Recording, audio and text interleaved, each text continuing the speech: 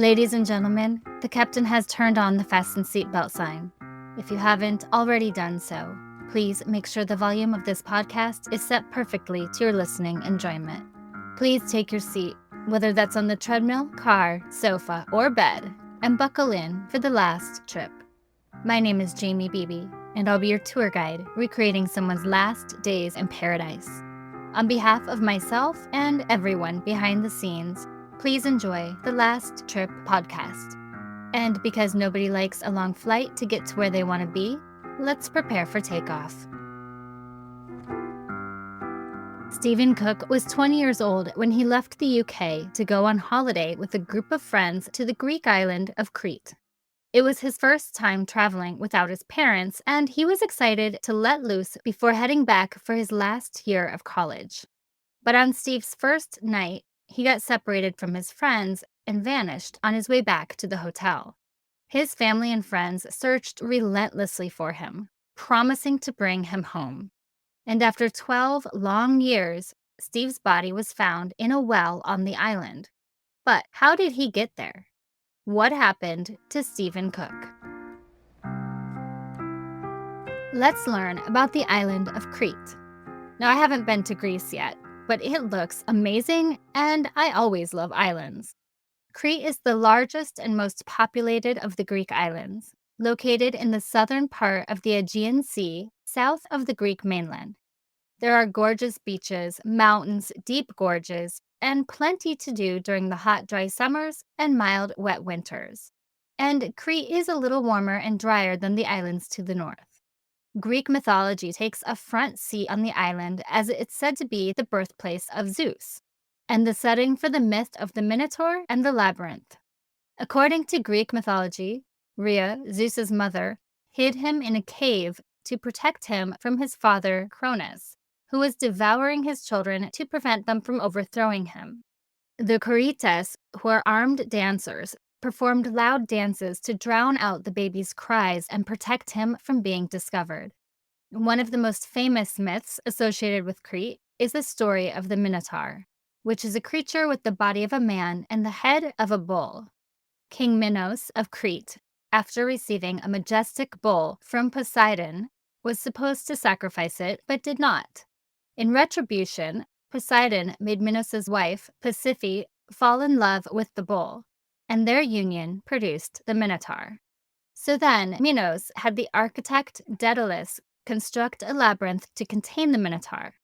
The hero, Theseus, later killed the Minotaur with the help of Minos' daughter, Ariadne, who provided him with a ball of thread to navigate the labyrinth. The myth of Europa and Zeus is another significant Cretan story. Zeus was enamored with the Phoenician princess Europa, so he transformed himself into a magnificent white bull. When Europa climbed onto his back, he swam across the sea to Crete, where he revealed his true identity. So Europa became the first queen of Crete, and she bore Zeus 3 sons, Minos, Rhadamanthus, and Sarpedon. And saying those names is pretty difficult, so I'm sure I massacred them. Back to the current times, there are several major cities and regions in Crete.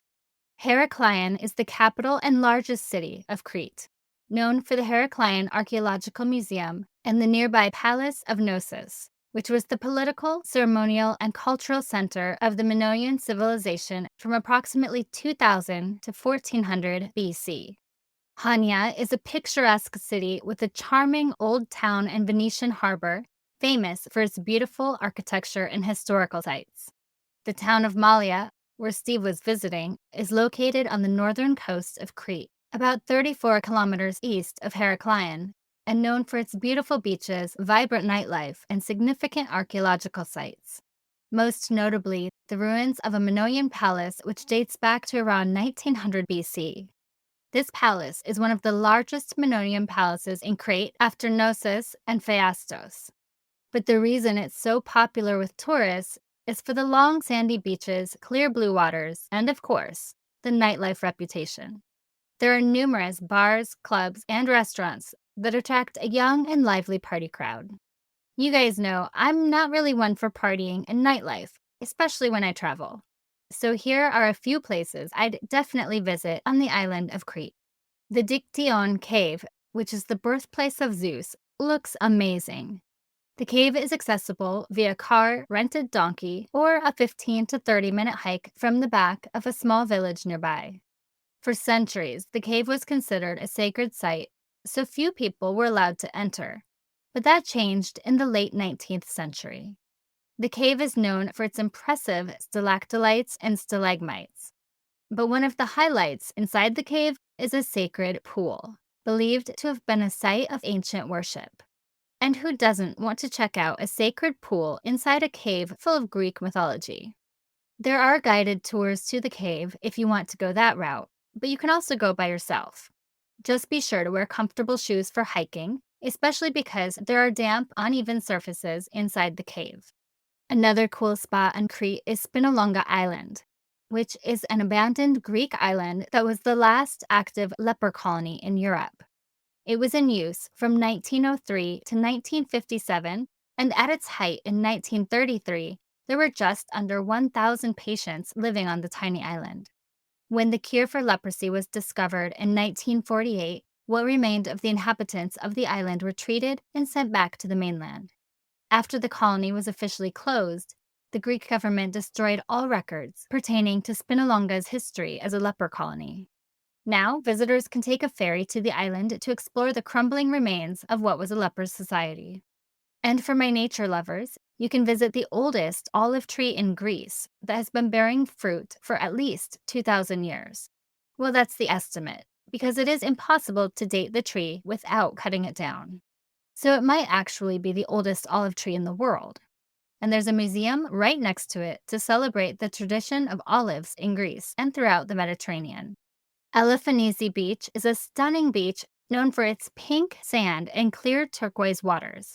I actually hadn't heard of pink sand beaches, and when I saw the photos, I was blown away. Elafonisi Beach would be my first stop on the island. If you're going to Crete to explore the sites, keep in mind the island is larger than it may appear. You'll definitely want to rent a car, although you'll want to drive very cautiously along mountain roads and be aware that especially in remote areas and the more rural south, there are more unpaved roads and they lack road signs. Let's learn more about Stephen Cook, who he was, and how he ended up missing on the beautiful island of Crete after a message from our sponsors. Have you ever wondered how someone became a wanted fugitive? Our podcast is here to help you answer that question, one criminal at a time. I'm Amanda. And I'm Lauren. And we're the sisters behind Most Wanted, a podcast where each week we delve into one wanted criminal, discuss their crimes, and have a little fun along the way. And while we cover the criminal, we also like to take time in each episode to appreciate the seriousness of some of these crimes and to honor the victims. So if you've ever wondered what the full story is behind people like Andrew Cunanan, John List, or Samantha Luthwaite, you've come to the right place. Listen to Most Wanted wherever you get your podcasts. Stephen Cook was born on January 10, 1985 in Sandbach, a small market town in the Cheshire East Borough of Cheshire, England. From the moment he entered the world, Steve was a fighter. He was born 8 weeks prematurely and fought hard to live beyond those early weeks. He was the youngest child to Norman and Pat Cook, with 2 older brothers, Tony and Chris, and an older sister, Lisa. But it was no secret he was the family favorite. They all loved their little brother and looked out for him growing up. They were a close family, and Steve's childhood was nothing short of fantastic. He was well liked by everyone who met him, and universally loved by all his friends and family. After school, he attended Liverpool University, studying business and marketing. He was always a huge fan of Liverpool and an avid sports fan as well. His brother told the story many times of how, in 2005, shortly before his disappearance, Liverpool was playing Istanbul, and the team was 3-0 down at halftime.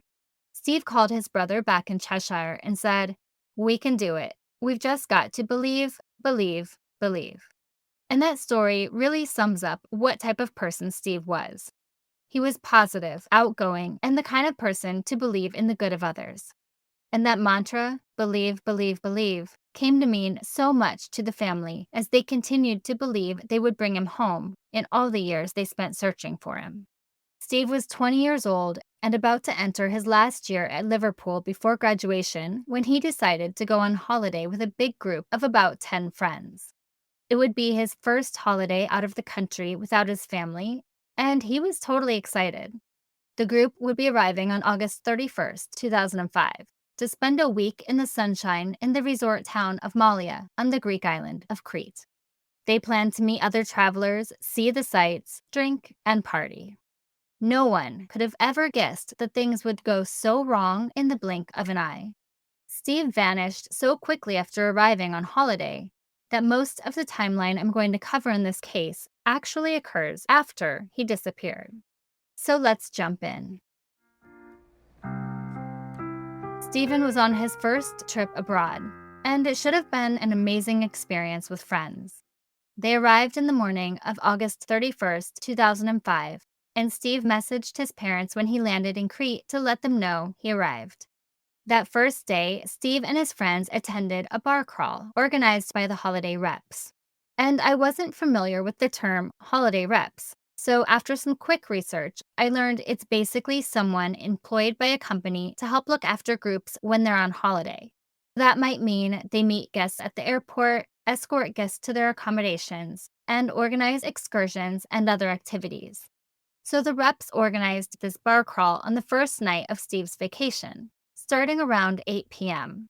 The guys visited a number of bars with reps, and then they were on their own. But shortly after the reps retired for the night, Steve and a friend he was rooming with decided they were tired too and would head back to the hotel.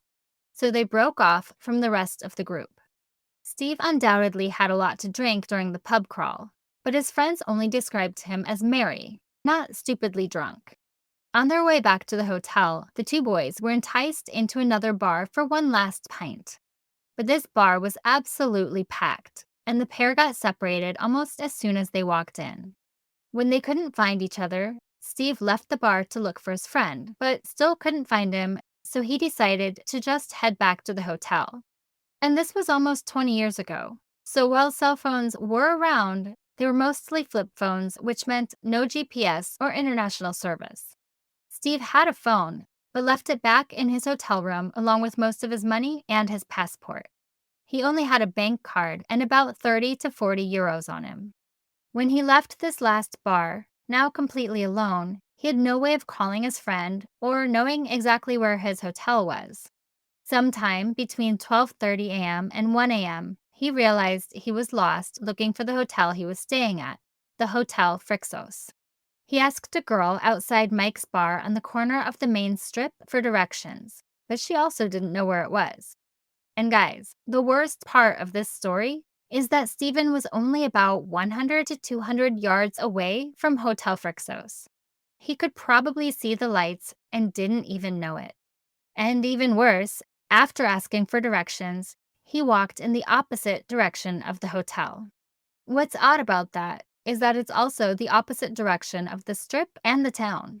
He decided to walk away from the lights, the bars, the music, and the tourist area toward the town of Sissi, which is about 7 kilometers away. And that's the last time anyone ever saw Stephen Cook. When he didn't arrive back at the hotel, his friends immediately told his family he was missing, and right away, his brothers, Chris and Tony, went to Crete to find him. Within days, they were searching drains and patrolling the coastline in a glass-bottom boat. They searched hospitals and jails, and any theories that Stephen had met a girl without telling anyone were dismissed within a day. He wasn't the type of guy to run off with someone, and definitely wasn't the type of guy to worry his family and friends like this. But no viable clues came from those searches. They also looked for witnesses that may have seen Steve after he asked for directions, and there were some possible sightings. The day after Steve went missing, witnesses said an English person with a head injury went into a local supermarket, only repeating the word room in a distressed manner. Workers and patrons told the person to go to the local police, but the police never saw the man. In the days following Steve's disappearance, a full search of the area with over 150 locals, workers, and tourists took place. But still, no sign of Steve or what could have possibly happened to him. When the week ended, Steve's friends flew home without him. In the first 2 years, 14 members of his family and friends flew to Crete to search for him and came up empty handed every single time. On the 2 year anniversary of his disappearance, Steve's parents went on the BBC with a fresh appeal to find him. They said they had a gut feeling he was alive. They thought he possibly had a head injury and didn't know who he was and was wandering through the island trying to get home. And there were several sightings through the years of a man matching Steve's description by travelers in Crete and the nearby island of Rhodes in the months after his disappearance, who had difficulty communicating and had possibly been injured and didn't know who he was. Steve's father said the family will never enjoy any sense of normality until they know what happened to their son, and how, despite fears Stephen had been abducted, the new popularity of internet sites like YouTube and Bebo gave them fresh hope. Now they could post video clips of Stephen on the web for the whole world to see, and hopefully someone would recognize him. He also mentioned that Steve's case had gotten more media coverage due to the disappearance of 4-year-old Madeleine McCann in Portugal. Madeleine McCann, who was also British, disappeared from her bed in a holiday apartment in Portugal on May 3rd in 2007. At the time, her disappearance was described in the Daily Telegraph as the most heavily reported missing person case in modern history. And unfortunately, all missing persons cases are not treated equally in the media. There are several reasons some missing persons cases get more attention. Cases involving missing white, young, attractive, innocent, and females are overrepresented in the media. The media is constantly trying to maximize ratings for profit, and media surrounding missing women and children get more ratings. Missing white women syndrome is a term coined by social scientists and media commentators to describe the disproportionate attention given by news media to the cases of missing white women and girls compared to other demographics, like men, women of color, and those from lower socioeconomic backgrounds. And we've seen this over and over. There are so many cases that just don't get the attention they deserve because the media determines who's going to up their ratings. It breaks my heart that this type of thing happens, but I think that's where podcasts have come in and started to bring that attention back to cover all victims of crimes equally. Stephen's case just wasn't getting anywhere near the attention that Madeleine McCann's case was getting. And with no evidence, after 2 years, his family set up a reward of €7,000 in conjunction with Cheshire Police in May 2006 for any information leading to the recovery of Stephen. They also set up a Facebook group called Find Stephen Cook in order to give people a platform to easily send tips and talk about Stephen's case. And his parents did their absolute best to keep Stephen in the news as the years passed and his case grew colder. In 2008, Steve's story was on Missing Live on the BBC, which garnered some attention and some fresh tips and leads. A caller claimed to have seen Steve in an Irish bar in Platanos, so his family went there searching for him and distributed posters, but they still didn't find anything. On August 31st, 2009, the 4-year anniversary of when Steve disappeared, his father wrote on the Find Stephen Cook Facebook wall, "Stephen, it is 4 years since you've been missing from us all, your family and friends. In that time, we have thought about you every minute of every day. You have always been in our hearts and minds. We all love you so very much, as we have done since you were born. You are the youngest in our family and are so very special to all of us. We will never give up in our search for you. As long as I have the breath in my body, I promise you I will do whatever I can to find you. That is a promise I make to you, and I will never let you down. Love, Dad, Mom, brothers, and sisters."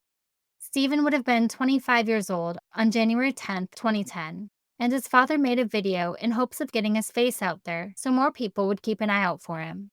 They had every hope and belief that he was still out there, and they could find him and bring him home.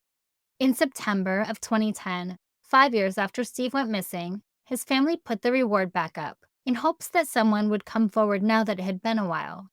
They felt that if something did happen to Steve, then someone would know, and secrets don't usually stay secrets forever. The money could prompt the response they needed. In May 2011, the BBC Missing program did an episode about Stephen. They released a photo of what he might look like in the 6 years since his disappearance. To do this, they used photographs of different family members of Stephen's family when they were in their 20s to help construct the image. Because remember, this is still long before AI and filters were around to easily determine how someone might age. In 2012, Stephen's family said they were still clinging to the theory he suffered memory loss from a possible head injury from a fall or attack and didn't know who he was, but that he was still alive and trying to make his way home.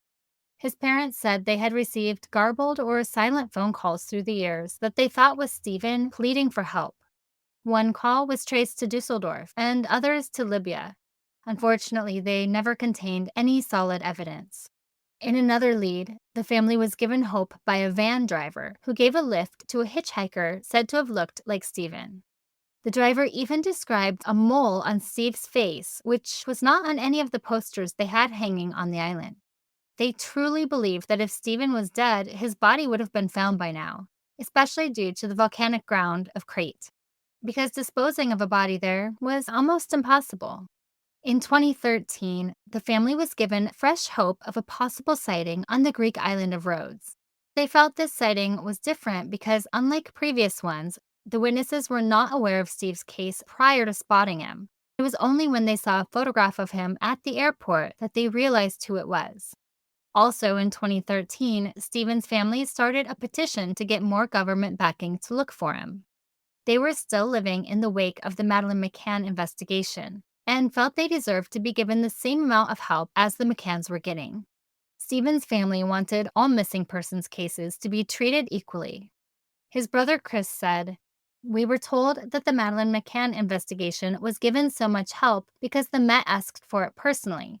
But it has since come out that it was actually the Home Office that requested the investigation.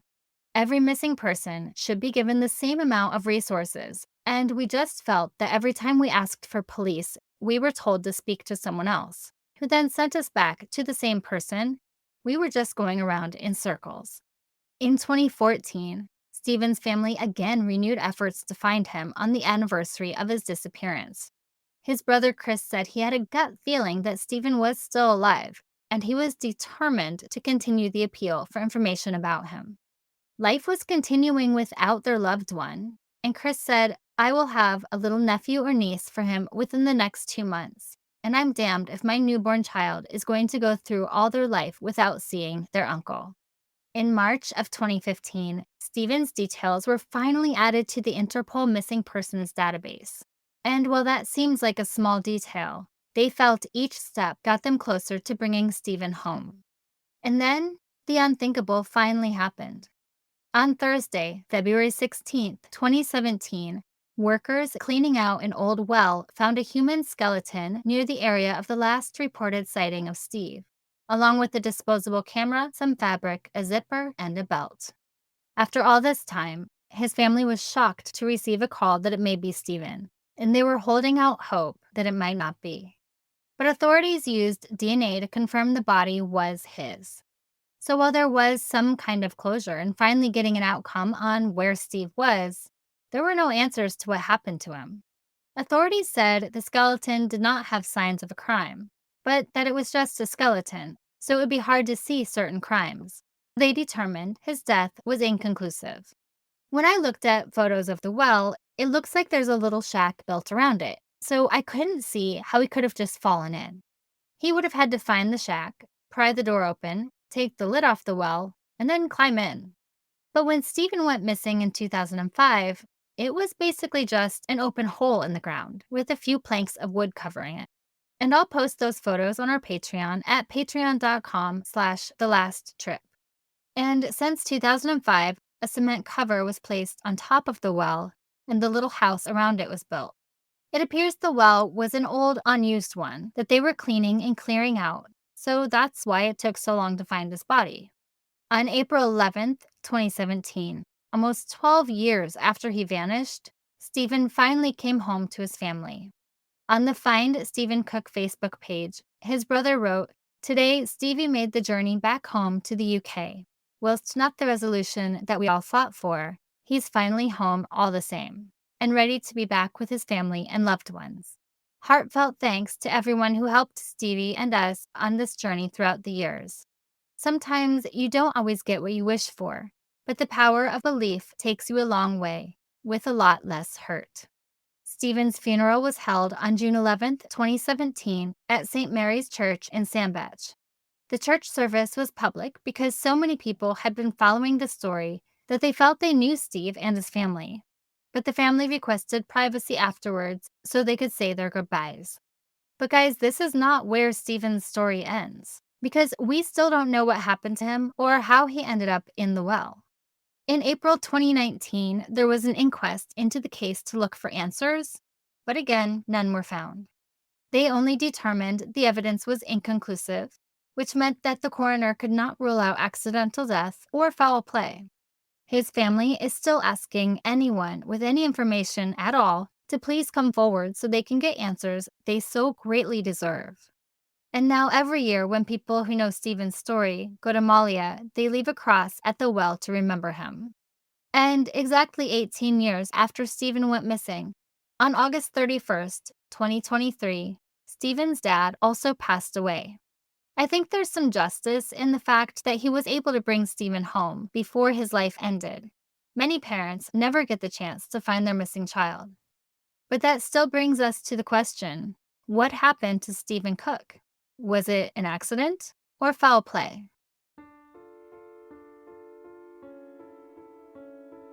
Hey there, true crime aficionados. Looking for a podcast that's as twisted as it is hilarious? Well, you've stumbled upon the perfect place. Welcome to Luminol On The Wall, or as we like to call it, Lotwa. I'm Becky, the sunshine to your day. And I'm Bevy, the moonlight to your darkness. Together, we're the sisters you never knew you needed, bringing you true crime like you've never heard before. Picture this. Two sisters, complete opposites. Yeah, she's all sunshine and kindness, while I'm the queen of sarcasm and sass. But that's what makes our sister chat so relatable. We're like the sun and the moon, lighting up your true crime journey with laughter and irreverence. That's right. We dive into the darkest corners of humanity, but we don't just stop at the gore and the controversies. Oh no. We're here to roast the characters, each other, and sometimes even ourselves. We laugh hysterically at our own jokes. And we swear like sailors while we're at it, so if you're easily offended, consider this your warning. But if you're ready for a wild ride through the twisted minds of murderers, join us on Lotwa. We'll cope with the horrific nature of our content the only way that we know how. That is with a healthy, or maybe excessive dose of sarcasm, wit, and a touch of crass humor. So what are you waiting for? Hit that follow button and join our sisterhood as we navigate the murky waters of true crime together. We promise you won't regret it.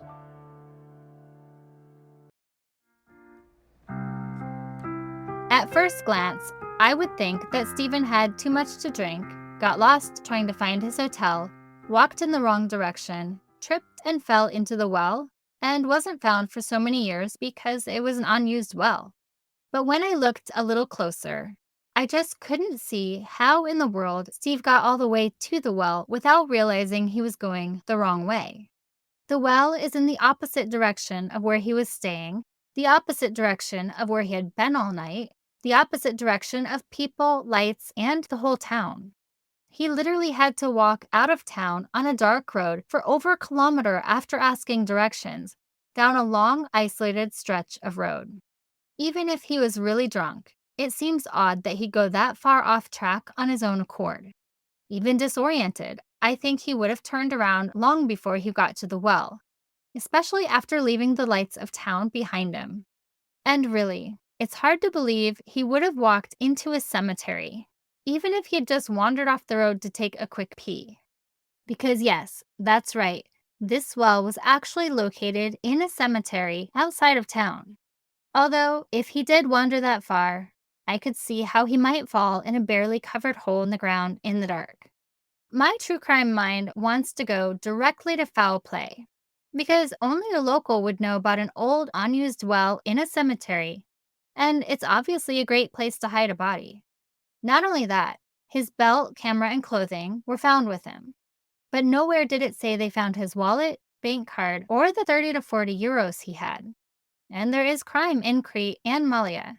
There are a few stories about drunk men wandering around town and getting robbed or beaten.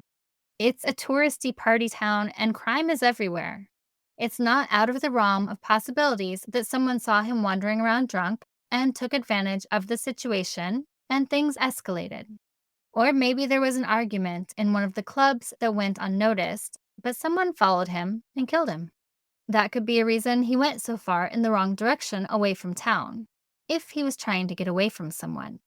A lot of people believe Stephen's death was a result of foul play, that he was murdered for one reason or another and placed in that well. It's also hard to believe that in all those years of searching for Steve, no one searched the well. It wasn't that far from where he was last seen. But whatever happened to Steve, he probably died the night he went missing. There's a phenomenon of young men who have been drinking that go missing with no explanation. They're just too drunk and end up in the wrong place at the wrong time. And we may never truly know what happened to Stephen, unless it was foul play and someone comes forward. His family often used the quote, "You'll never walk alone," on social media. And I think that's the most important thing to remember after hearing this story. Guys, there is safety in numbers. And especially at night, especially after drinking, nothing good happens when you're alone. Crete, like most of Greece, is a place where the locals are friendly and welcoming, and usually someone will speak English at any business. One word of travel advice is to book your rooms and rental cars in advance. I usually like to land somewhere and figure it out when I get there, but with the popularity of Crete, and especially from April to October, the best places to stay will book up early. And don't wait expecting prices to fall, because they won't. Also, if you're visiting outside of the summer months, remember that it's not always warm. Winter can be blustery, chilly, and wet, and nights can be brisk, so bring layers. And on that note, you can wear pretty much whatever is comfortable during your time in Crete. But if you're stepping into any church or historic landmark, show some respect and cover your shoulders, have shorts or a skirt that goes below your knees, and don't enter barefoot. Now, there are some unique customs in Crete that you might want to know about. First, be aware of your gestures. For example, the hand signal for OK, using the thumb and index finger, is offensive in Greece. Greeks indicate yes with a slight downward nod and no with a slight upward nod. So it's basically the opposite from America. Another custom I thought was interesting because, well, I've had weddings on my mind lately, is Cretan weddings have very unusual traditions that I've never heard of. Starting with the proposal, a man proposes to a woman by offering her a sweetbread called kouloura. If she accepts, it signifies her agreement to marry him, and the bread is often intricately decorated. Then comes the engagement ceremony, which involves the exchange of rings and gifts between the families of the bride and groom. It's a formal event, usually followed by a celebratory meal. When it's time for the wedding preparations, the bed-making ceremony comes in. And this is when friends and family gather to prepare the marital bed in the couple's new home. The bed is decorated with flowers, rice, and coins, which symbolize fertility and prosperity. And money is often thrown onto the bed for good luck as well. The bride wears a traditional wedding dress, often white to symbolize purity, and the bride's family and friends help her get dressed and then pin money on her dress for good fortune. Then the groom, with his family and friends, go to the bride's house to take her to the church. And this procession is accompanied by musicians playing traditional Cretan instruments like the lyra and the lute. Before leaving her house, the bride receives a blessing from her parents, where they wish her happiness and prosperity in her new life. During the church ceremony, the couple exchanges rings and crowns that are connected by a ribbon symbolizing their union. A traditional dance is also performed during the ceremony, where the priest leads the couple in a circle around the altar 3 times, signifying the Holy Trinity and the start of their life together.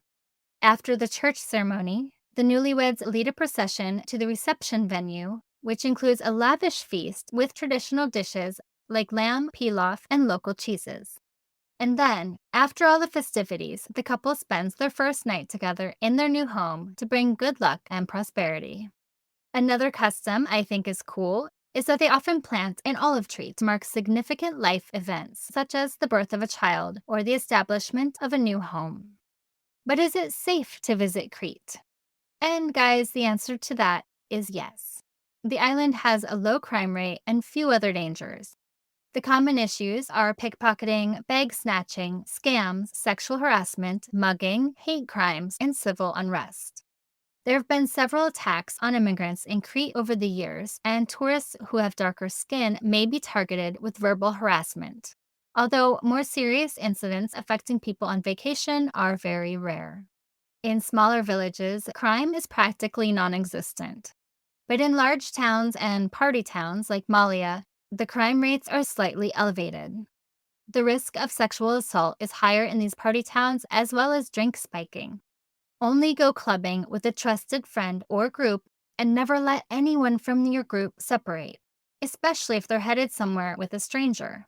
You have to go beyond common sense in these situations when you go out with your friends to party on vacation. And just like Steve's parents said, never walk alone.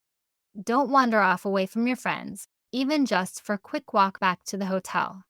If you do happen to have an emergency on Crete, dial 112 for assistance. And remember, no matter where you're traveling, make sure you inform someone about your plans before going anywhere. Tell someone reliable where you're going and what you'll be doing and when to expect you back. And my number one tip to staying alive on vacation is to pay attention to your gut. If something doesn't feel right, it isn't. Stephen Cook went missing in the early morning of September 1st, 2005, in the town of Malia on the island of Crete in Greece. He was looking for his hotel, and after stopping to ask for directions, he walked away and was never seen again. He was white, 5 feet 9 inches tall, medium build, with brown spiky hair. He was last seen wearing a pink t-shirt with the word crosshatch on it, black pants, and white Adidas trainers.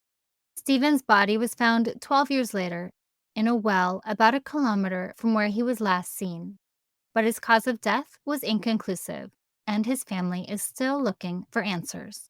You can email the family at helpus@findstephencook.co.uk or call Cheshire Police via Crime Stoppers at 0800 555 111 if you have any information at all. You can also go to missingpeople.org.uk to donate in order to help other families like Stephen's find their loved ones. And finally, remember to leave a review and rate this podcast 5 stars if you like the show, or hell, even if you don't. But either way, feel free to let me know what you think. Please follow The Last Trip on Instagram at The Last Trip Crime Pod and subscribe on Patreon to support the show. You'll get extra research, videos, photos, and updates, and even learn more about my personal travels. That's patreon.com/thelasttrippodcast. I'm Jamie Beebe, bringing you your last trip and signing off until the next one. Thanks for listening.